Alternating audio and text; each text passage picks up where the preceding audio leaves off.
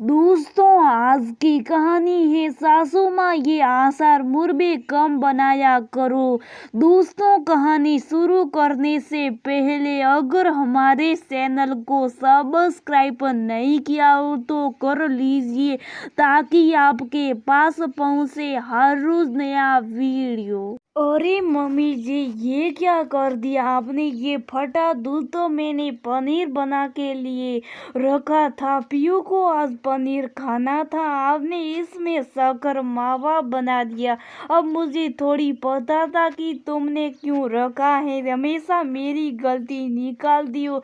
पर मम्मी जी, आप पूछ तो लेते। छोड़ो बहू, बात खत्म करो। मुझे मावा खाना था इसलिए बना दिया। तुम्हारी सास में मावा। अब क्या तुम उससे इस बात पर बहसबाजी करोगी? पत्नी की गलती को देखते वे शांति प्रसाद बात को खत्म करने के लिए बीच में बोल पड़े। ससुर जी की बात सुनकर बहू सीमा शुभ सब रसोई में आ गई और कह भी क्या सकती थी। पनीर की जगह मावा बन चुका था। इस समय बाजार से भी ताज़ा पनीर मिलना मुश्किल था और पीयू की खास फरमाइश थी कि कल उसके टिफिन में पनीर की सब्जी दो, क्योंकि उसे अपनी दोस्त को दिखाना है कि उसकी मम्मी सबसे अच्छी सब्जी बनाती है। लेकिन सब गड़बड़ हो गया। अगले दिन पीयू को समझा बुझाकर सीमा ने स्कूल भेज दिया। बस स्टॉप में वापस आई तो मम्मी जी रसोई में गोंद के लड्डू बना रही थी और आधी सीमा पर सिलाने लगी। सीमा, तू सारे डब्बर इधर उधर कर देती है। अब मुझे गोंद नहीं मिल रही है, शक्कर का बुरादा भी दिख नहीं रहा है। अब मैं कैसे डालूंगी इसमें? बता, तेरी वजह से सारा खराब हो गया। ढूंढने बैठी थी कि जल गया। अरे मम्मी जी, मैं आई तो रही थी ना। अब थोड़ी देर बाद बना लेते या फिर पहला सामान इकट्ठा कर लेते फिर बनाते। आप तो डायरेक्ट बनाने लग गए और फिर सामान ढूंढेंगे तो दिक्कत तो होगी ना। देखो बहू, उम्र भर तुम्हारी सास ने रसोई संभाली, लेकिन मसाले की कोई भी डब्बा इधर से उधर हुआ हो और तुम्हारे आते हैं सब कुछ गड़बड़ हो गया है।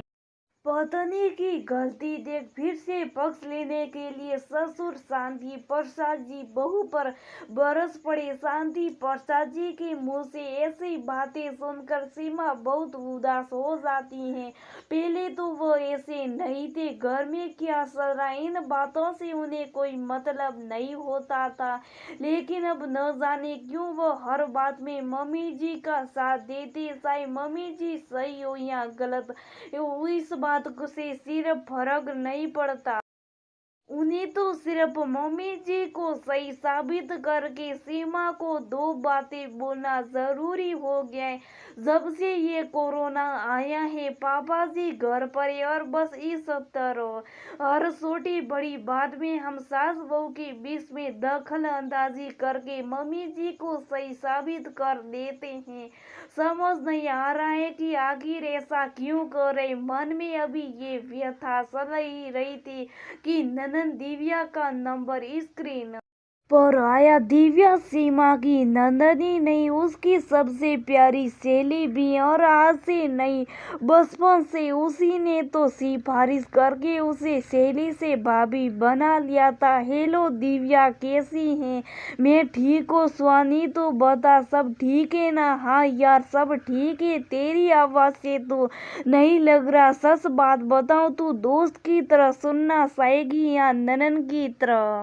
देख, एक दोस्त बोलेगी तो एक दोस्त सुनेगी, एक भाभी बोलेगी तो एक ननन सुनेगी। तो चल एक दोस्त की तरीके से ही सुन और हो सके तो मेरी प्रॉब्लम का कोई सलूशन भी निकाल। दरअसल बात यह है कि सीमा ने अपने मन की सारी बात दिव्या को बताई कि किस तरह घर में बैठते हुए पापा जी अजीब बर्ताव कर रहे हैं। हर बात में मम्मी का साथ दे रहे, चाहे मम्मी जी सही है या गलत। और तो और सीमा को भी बिना सोचे समझे कुछ भी बोल देते हैं, जबकि पहले ऐसा नहीं था। एक बार तो सीमा के पति महेश को पिता की बातों पर इतना गुस्सा आ गया था कि घर छोड़ने की बातें कर रहा था, लेकिन सीमा ने उसे समझा बुझा कर शांति रखने के लिए मना लिया। चलो ठीक है, मैं कल घर आती हूँ और पापा से बात करती हूँ। और हाँ, चिंता मत करना, मैं पापा को पता भी नहीं लगने दूंगी। तूने मुझे सब कुछ बता दिया है। ठीक है। अगले दिन अपने काम से फ्री होकर दिव्या मायके पहुंच गई। दोनों सहेलियां एक दूसरे के गले लग गई और आंखों ही आंखों में एक दूसरे को इशारा कर दिया। अब दिव्या को तलाश थी उस एक मौके की, जब पापा कुछ ऐसा कहे कि दिव्या उन्हें समझा सके, और वो मौका उसे जल्दी मिल गया। सुन सीमा, एक काम करना, वो जो ने मैंने आंवले का मुरब्बा बनाया था ना, वो तू दिव्या को दे देना। इसके यहाँ जो काम वाली आती है ना, वो से दे देगी। वैसे भी यहाँ पर तो कोई खाता ही नहीं है। ठीक है मम्मी जी, लेकिन एक बात कहूँ, आप ये आचार मुरब्बे थोड़ा कम बनाया कीजिए, क्योंकि आजकल कोई खाता ही नहीं। कई बार तो आप बना ना फेंक देती हैं। दो दो बार मेहनत करने के बाद अच्छी चीज बनती है और वो भी यूं फेंक दी जाए या इधर उधर बांट दी जाए, तो उसमें क्या मजा। इससे अच्छा थोड़ा कम बनाइए ताकि खत्म भी जल्दी हो जाए। देखो बहू, तुम्हारी सासू माँ जो भी बनाती है अपनी मर्जी से बनाती है, जिसने उसे अच्छा लगता है। तुम्हें कोई हक नहीं उसे ये मना करने का, ये मत बनाओ ये मत बनाओ। शांति प्रसाद जी ने फिर से अपनी पत्नी का पक्ष लेते हुए कहा। बस दिव्या को मौका मिल गया ताकि वह अपने पापा को समझा सके कि उनके द्वारा किया जाने वाला ये व्यवहार गलत है और घर की शांति को भंग कर रहा है। पापा, ये बात तो आप बिल्कुल गलत कर रहे हैं। सीमा ठीक ही तो कह रही है ना। इस समय आसार मुरब्बे बहुत कम खाते हैं, तो फिर क्यों इतना सारा बनाती हैं कि बाद में फेंकना पड़े। केवल अपने शौक के लिए मम्मी इतना सारा बना देती है, फिर बाद में जैसे तैसे करके उधर उधर बांट कर खत्म करती हैं। फेंक दे दिए तो उस चीज का मतलब क्या है। पैसे और मेहनत दोनों बर्बाद हुए ना। आप खुद सोच कर बताओ। और यही बात सीमा कह रही है तो आपको बुरा क्यों लग रहा है। दिव्या बेटा, देख तेरी मम्मी सही हो या गलत है मैं नहीं जानता। मैं ये जानता हूँ कि तेरी मम्मी के साथ उसकी साथ यानी कि मेरी माँ ने बहुत अत्याचार किया है, इसलिए अब मैं यही नहीं चाहता कि उससे कोई भी बात की कमी हो या कोई भी दुख हो। फिर किसी भी काम को करते हुए कोई उसे रोके रोके या मना करे। दबे शब्दों में सीमा की तरफ इशारा करते हुए शांति प्रसाद जी ने कहा। अच्छा पापा, एक बात बताइए, मम्मी का साथ देने के चक्कर में आप अपनी बहू के साथ गलत कर रहे हैं, उसका क्या। देखिए पापा, मम्मी के साथ जो हो गया उसे बदला नहीं जा सकता है, लेकिन हाँ, आपसे जरूर उम्मीद करती हूँ कि आप सीमा के साथ अच्छा व्यवहार करोगे।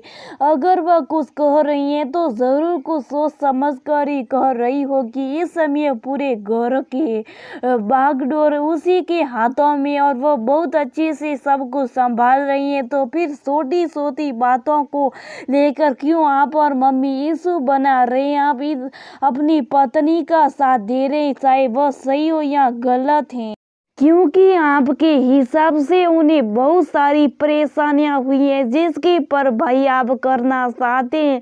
लेकिन इस भरपाई के चक्कर में आप सीमा को क्यों दुख दे रहे। बुरा मत मानिएगा पापा, अगर भाभी भी आपकी तरह सोचने लग जाए तो और अपनी पत्नी यानी कि सीमा को सही साबित करने लग जाए तो क्या होगा। कभी सोचा है आपने। शुक्र मनाइए पापा की इन छोटी छोटी बातों का इशू बनाकर सीमा भाई के कान नहीं भरती, वरना इस घर के दो टुकड़े होते देर नहीं लगेगी। इसलिए संभाल जाइए पापा, सही और गलत के फर्क को समझकर सही फैसला लीजिए। आप ही तो कहते हैं ना कि गलत शब्द व बाण है जो मुंह से निकल जाए तो सलनी कर दी देते हैं। तो फिर आप ऐसे शब्द क्यों इस्तेमाल करते जो आपको अपने बच्चों की नजरों में गलत साबित कर दी। और मैं तो कहती हूँ कि सास बहू के मैटर में आप बोलती क्यों हैं?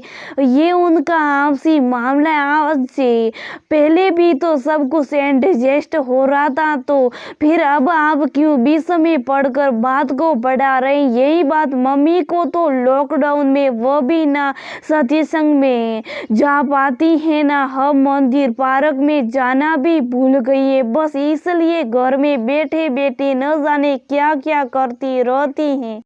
शायद तू सही कह रही है बेटा, मुझे इन लोगों के बीच में पड़ना ही नहीं सही है। जाने इनका काम जाने, इनके शक्कर में क्यों बुरा बनूं। वैसे भी लॉकडाउन खुलने के बाद मैं तो दुकान चला जाऊंगा और ये दोनों आपस में साठ-गांठ करके बैठ जाएगी। बिल्कुल सही कहा पापा, सास बहू का रिश्ता होता ही ऐसा है, लड़ेगी भी झगड़ेगी भी, लेकिन फिर भी एक दूसरे का मान भी रखेगी और प्यार भी देगी। इसलिए आप बीच में ना ही पड़े। और वैसे भी सुना है कि वजन बढ़ गया आपका, तो फिर कल से योगा शुरू कर दीजिए, शरीर भी स्वस्थ रहेगा और टाइम पास भी हो जाएगा। जो तेरा हुक्म हो बिटिया रानी, जैसा तू कहेगी वैसा करूँगा। अब तो खुश। अरे सीमा बेटा, जरा पकौड़े तो बनाना, योगा कल से शुरू कर लूँ।